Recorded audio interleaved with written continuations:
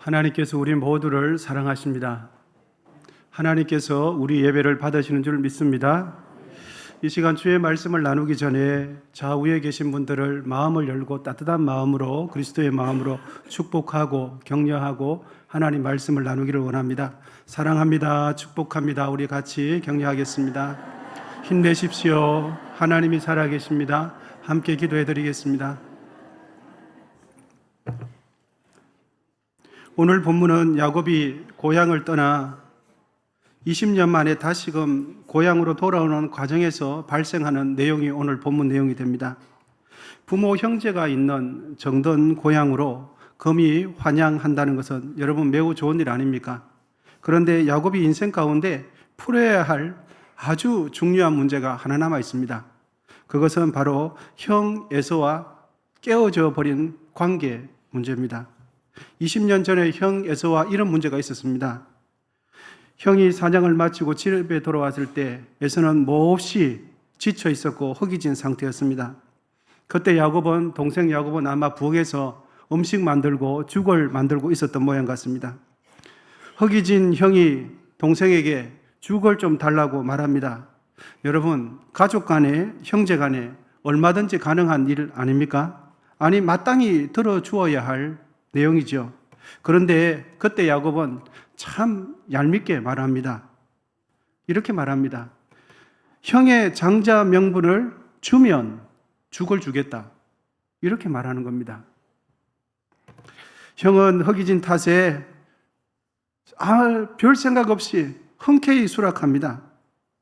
장자의 명분을 대수롭게 여기지 않은 에서에게도 문제가 없는 것은 아니었습니다.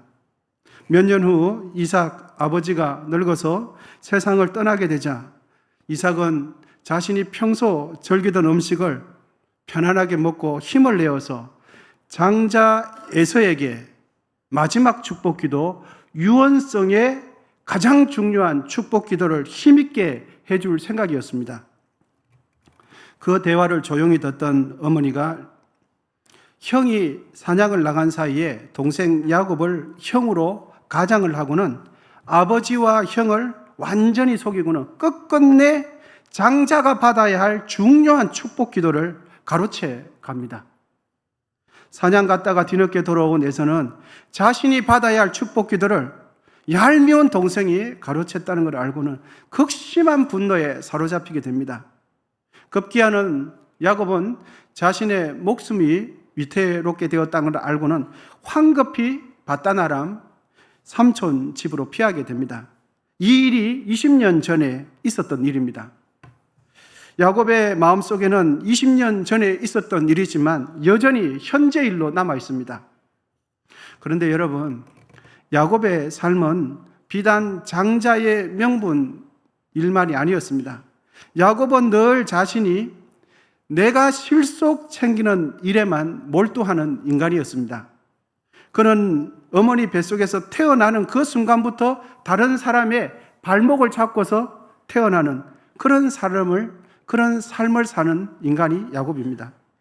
마치 다른 사람의 뒤통수를 치고는 쏜살같이 도망쳐버리는 그런 인생을 살아온 사람이 야곱입니다.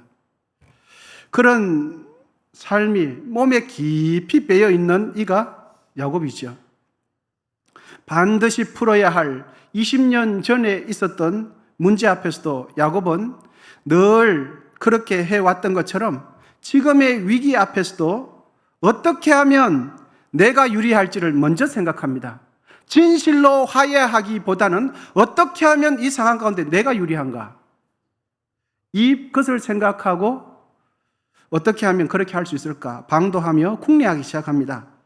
야곱은 궁리 끝에 이렇게 하기로 마음먹었습니다. 우선은 형 에서의 마음을 누그러뜨려야 되겠다 생각하고는 형이 좋아할 만한, 에서가 좋아할 만한 선물을 풍성하게 준비하고 그 선물을 앞세우기 시작합니다. 양, 염소, 황소, 낙타 등 수백 마리를 선물을 주려고 앞세웁니다.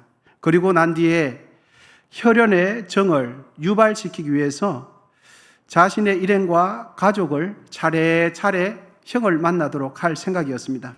그리고는 맨 나중에 형이 적당하게 감정이 누그러지면 그때 자신이 대면할 이런 순서를 생각하고 행동으로 옮기게 됩니다. 그런데 야곱이 맨 나중에 가기로 한 그날 밤에 야복 강가에 홀로 야곱이 남게 되었지요. 그런데 그날 밤 아주 신비한 체험을 하게 되어집니다. 어디서 나타났는지, 왜 나타났는지 알 수 없는 한 존재와 야곱이 밤새워 힘겨운 씨름을 하게 되어집니다. 본문 24절입니다. 야곱은 홀로 남았더니 어떤 사람이 날이 새도록 야곱과 씨름하다가. 아멘. 여러분, 그런데 가만히 보면 야곱과 씨름하던 그 존재는 단순한 사람으로 보여지지는 않습니다. 왜냐하면 야곱은 지금 자신과 씨름하는 그 상대자가 자신의 생사, 자신의 인생사를 전체를 주관하는 것처럼 그 존재에게 자신의 삶과 죽음이 달려있는 것처럼 자신에게 축복해 줄 것을 간절히 요구를 합니다. 그뿐만 아니라 야곱과 씨름하던 그 존재 역시 야곱에게 새로운 삶을 살아갈 수 있도록 새로운 이름을 부여해 줍니다. 여러분, 야곱에게 새로운 삶을 살아갈 수 있도록 만들어주는 존재가 있다면 그가 누구겠습니까? 야곱을 지으신 하나님이시겠죠. 그럼에도 불구하고 오늘 본문은 그 존재를 하나님으로 표현하지 않습니다. 왜냐하면 한낱 피조물에 흠 많은 야곱, 다른 사람의 뒤통수나 치는 그 야곱이 전지전능하신 하나님과 씨름을 해서 이겼다라고 성경에 기록하는 것은 하나님을 모독하는 것이다 라고 이해를 하고는 하나님이라고 기록하지 않고 어떤 존재라고 성경은 기록하고 있죠. 야곱과 씨름하던 그는 자신이 야곱을 이기지 못함을 알고는 야곱의 힘에 권한되는 허벅지 관절을 내리치게 됩니다. 그때 야곱은 대퇴부 관절이 위골된 상황 속에서 이렇게 고백합니다. 여러분 26절 하반절인데요. 다 같이 한번 읽어보시면 좋겠습니다. 시작. 당신이 내게 축복하지 아니하며 가게 하지 아니하겠나이다. 아멘. 야곱은 지금도 그렇지만 평생 이렇게 살아왔습니다. 무슨 일을 하든지 나에게 이득이 돼야 돼요. 무슨 일을 하든지 어떤 결정을 하든지 내가 유리해야 돼요. 그리고 항상 유리한 쪽으로 내가 생각하고 항상 내 중심적으로 그렇게 살아온 인간이 야곱입니다. 그런데 야곱은 그렇게 살아왔음에도 불구하고 자신의 삶이 하나님의 뜻과 멀리 떨어져 있다는 것을 전혀 몰랐습니다. 사람은 다 그런 것 아니야? 다 중심적으로 사는 것이지. 이렇게 생각하면서 이러한 자신의 삶이 하나님의 뜻과 멀리 떨어져 있다는 걸 전혀 몰랐습니다. 여러분, 사람에게 있어서 고관절이 골반 뼈에서 위골되면 우리의 허벅지는 안쪽으로 뒤틀리든지 바깥쪽으로 뒤틀리게 됩니다. 그리고 우리의 상체가 위골된 대퇴부, 고관절 쪽으로 조금이라도 쏠리거나 하면 큰 통증이 유발하게 되죠. 그러니까 대퇴골이 위골된 야곱은 지금 씨름하는 중인데 씨름에서 이길 수가 없는 상황입니다. 그리고 하고 있는 씨름을 즉시 중단해야 할 상황이 야곱의 상황이죠. 그러나 야곱은 그 고통 속에서도 악착같이 손을 움켜쥐면서 이렇게 말을 했죠. 당신이 나에게 축복하지 않으면 결코 보내지 않겠다고 하면서 끝까지 움켜쥐는 인간성이 야곱입니다. 그러자 야곱과 씨름하는 그 존재는 야곱에게 너의 이름이 뭐냐? 묻습니다. 그러자 야곱은 자신의 평생 이력이 담겨있는 자신의 이름, 다른 사람의 발목 잡는 자입니다 라는 자신의 이름 야곱을 밝혀주게 됩니다. 그때 그 존재는 야곱에게 이렇게 말합니다. 이제는 너의 이름을 야곱이라 하지 말고 새로운 이름 이스라엘이라 라고 새 이름을 주게 되어집니다. 여러분, 야곱은 복을 간절히 간구하는데 왜 하나님께서는 간구하는 복은 주지 않고 왜 새로운 이름을 줄까요? 복을 주시기 전에 왜 야곱에게 새로운 이름을 지어줄까요? 이제는 야곱이라고 하지 말고 이스라엘이라. 왜 그렇게 말씀하실까요? 우리는 이 부분에서 우리를 향한 하나님의 의도를 두 가지 명확하게 알 수가 있습니다. 왜 복을 강구하는 야곱에게 복은 주지 않고 그에게 새로운 이름을 줄까 하는 이유, 첫 번째 이겁니다. 우리 다 같이 한번 읽으시면 좋겠습니다. 시작. 하나님은 우리가 전인적으로 변화되기를 원하십니다. 아멘. 그렇습니다. 구약 성경이 기록될 당시 고대 사람들은 자신의 이름은 곧 자신의 본질과 자신의 정체성과 동일하다고 생각했습니다. 그러니까 하나님께서 야곱의 이름을 바꾸셨다는 것은 하나님께서 야곱의 마음 중심, 야곱의 정체성, 야곱의 삶의 방식을 바꾸기를 원하셨던 것입니다. 여러분, 우리가 왜 변화되어야 합니까? 예수를 믿으면서 편하게 살면 되는데 왜 변화되어야 할까요? 우리가 변화되어야 하는 이유는 세상적인 복을 더 많이 받아 누리기 위함이 아니라 하나님 뜻대로 살기 위해서 변화되어야 됩니다. 세상적으로 더 많은 복, 더 높은 지위에 올라가기 위해서 변화될 필요는 없습니다. 변화되지 않아도 세상적인 복은 얼마든지 받아 누리며 살 수 있습니다. 우리가 꼭 반드시 변화되어야 하는 이유는 하나님 뜻대로 살기 위해서 변화되어야 하는 줄 믿습니다. 하나님께서 야곱에게 원하셨던 것이 무엇입니까, 여러분? 삶의 변화였습니다. 야곱이 이스라엘로 변화되듯이 우리 모두도 하나님의 은혜와 성령의 능력으로 아름답게 변화되시기를 축복합니다. 변화되지 않으면 하나님 뜻대로 살지 못합니다. 로마서 12장 2절입니다. 우리 다 같이 한번 읽으시면 좋겠습니다. 시작. 너희는 이 시대를 본받지 말고 오직 마음을 새롭게 함으로 변화를 받아 하나님의 선하시고 기뻐하시고 온전한 뜻이 무엇인지 분별하도록 하라. 아멘. 성경은 우리에게 더 많은 복을 받기 위해서 변화되어야 한다라고 가르치지 않습니다.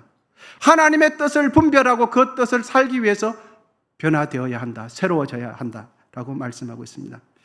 여러분, 야곱의 인생 가운데 일어났던 모든 문제는 환경의 문제인 것 같지만 아닙니다.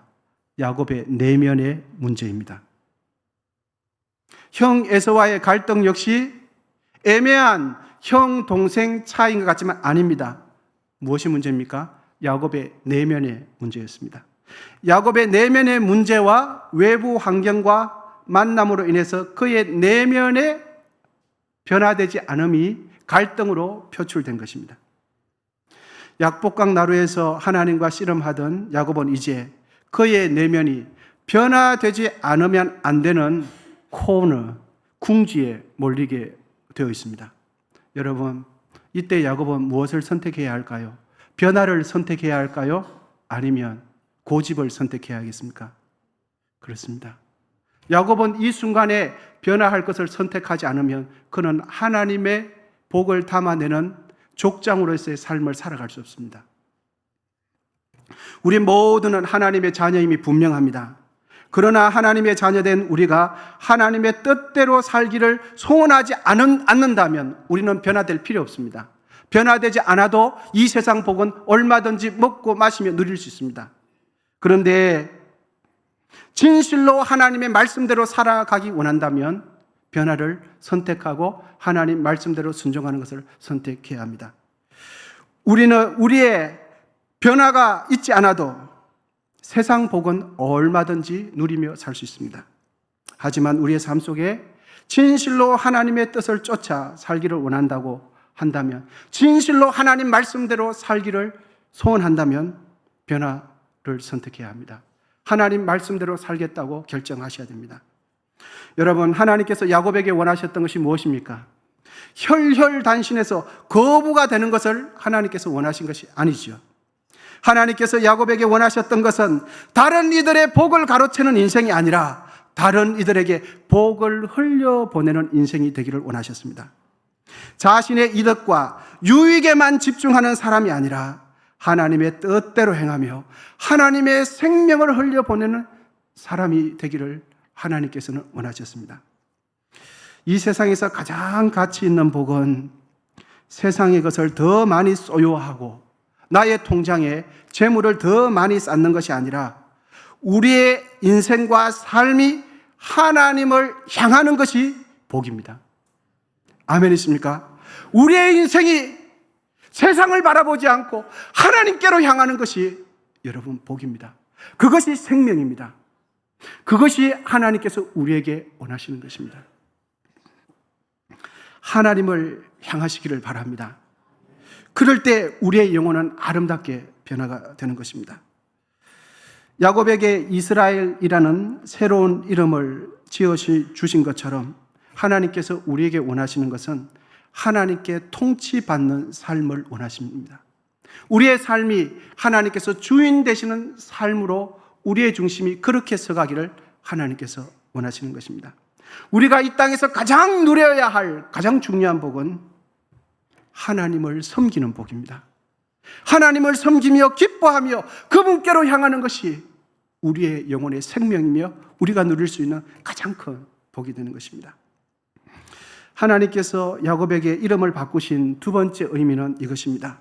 우리 같이 한번 읽으시면 좋겠습니다. 둘째, 시작. 하나님은 내가 가진 소유물이 아니라 내 자신에게 관심이 있습니다. 아멘. 그렇습니다. 하나님은 내가 무엇을 가지고 있냐, 내가 어떤 지위에 있냐, 여기에 관심이 있으시기보다는 내 존재 자체에 관심이 있습니다. 25절에 보시면 야곱과 씨름하던 어떤 존재가 야곱의 환도뼈를 침으로 위골됩니다. 25절 우리 같이 한번 읽겠습니다. 시작. 자기가 야곱을 이기지 못함을 보고 그가 야곱의 허벅지 관절을 치매 야곱의 허벅지 관절이 그 사람과 씨름할 때에 어긋났더라. 아멘. 이로 보건대 야곱은 아마 평생 다리를 저는 불편한 삶, 다리가 불편한 장애인으로 살지 않았을까라는 생각을 추측을 해봅니다. 그리고 본문 31절에 보시면 이런 말씀이 기록되어 있습니다. 그가 번뇌를 지날 때에 해가 돋았고 그의 허벅지로 말미암아 절었더라. 인대와 근육, 신경이 손상을 입은 겁니다. 그런데 여러분 참 놀라운 것은요, 하나님께서 야곱의 환도뼈를 치지 않았다면 야곱 그는 여전히 다른 이들의 발목을 잡으며 다른 이들이 받아야 할 복을 가로채는 그런 삶을 살면서도 자신의 삶의 형태가 잘못되었다는 것을 깨닫지 못했을 것이 분명합니다. 야곱은 자신의 환도뼈가 위골되는 아픔을 겪은 뒤부터 자신의 내면을 직면하게 되었습니다. 내가 어떻게 살아가고 나의 생각 속에는 주로 뭐가 있는지 고민하며 자신을 보게 된 것입니다. 야곱은 하나님으로부터 새로운 이름을 부여받기 전까지는 자신의 힘으로 살아가는 존재였습니다. 하나님이 계시는 건 인정하는데 자신의 힘으로 살아가는 존재였습니다. 지금까지 야곱은 자신에게 유익이 되고 나에게 이득이 되고 무조건 내 중심적으로 생각하는 사람, 그 일에만 열중하는 사람이 야곱이었습니다. 하나님께서 여러분 그에게 원하시는 것은 무엇입니까? 그런 것이 아니었습니다. 하나님께서 야곱에게 원하신 것은 그에게 새 이름을 준 것처럼 이스라엘, 하나님께서 주인 되시고 하나님께서 다스리는 삶을 살기를 원하셨습니다. 세상 사람들은 이렇게 생각합니다. 더 많이 소유하고 더 큰 것, 더 넓은 것에 관심이 있습니다. 그런데 여러분, 하나님은 내가 소유한 소유물에 관심이 있는 것이 아니라 우리 자신에게 관심이 있으십니다. 하나님께서 야곱에게 원하신 것은 야곱 자신이 하나님의 다스림을 받고 하나님께서 주인 되시는 그 삶 자체를 원하셨습니다. 오늘 설교를 준비하면서 하나님께서 원하시는 것은 내가 가진 재물, 내가 가진 지식, 내가 가진 세상의 지위가 아니라 내 자신을 원한다는 것을 생각하면서 이런 찬양이 떠올랐습니다. 좋으신 하나님, 좋으신 하나님, 참 좋으신 나의 하나님. 우리의 기도를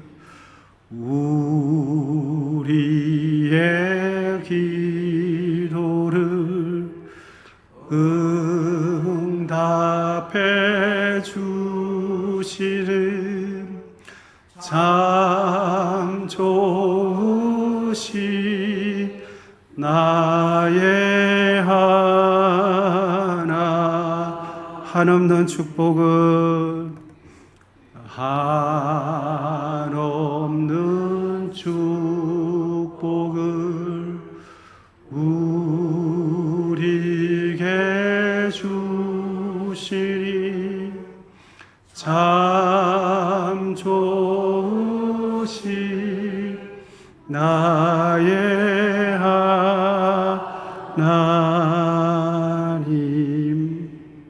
여러분, 하나님께서 왜 줬습니까? 세상의 물질을 더 많이 주기 때문에 줬습니까? 아닙니다.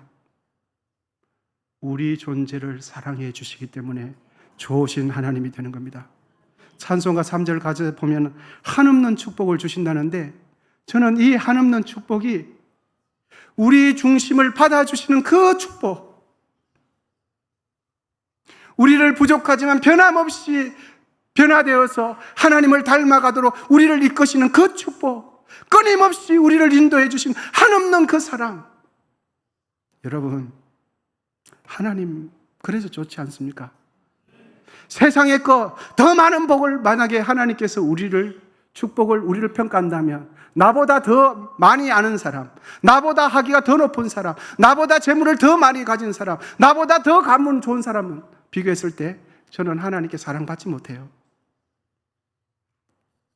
여러분, 하나님은 야곱이 혈혈단신해서 거부가 되었기 때문에 야곱을 쓰는 것이 아닙니다.